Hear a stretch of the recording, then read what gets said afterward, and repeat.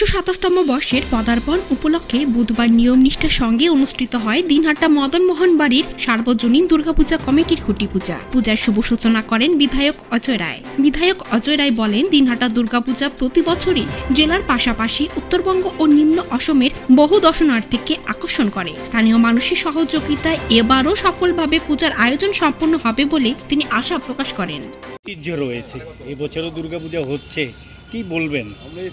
দেখুন, দিনহাটা মদনবাড়ির যে পুজো আমাদের একদম ঐতিহাসিক একটা মন্দির আমাদের, আর দীর্ঘ বছর ধরে এখানে ভালো পুজো এখানে হয়ে আসছে। প্রচুর মানুষ এই পুজো দেখতে আসে। যেভাবে বিগত দিনে এই এলাকার মানুষ এই পুজো কমিটির সহযোগিতা করেছে, আশা করি এবছরও সকলে একইভাবে সহযোগিতা করবে এবং আমরা বিগত দিনে যেভাবে দেখেছি দর্শনার্থী, আশা করি এবার এর থেকে অনেক বেশি দর্শনার্থী এবার এই পুজোতে।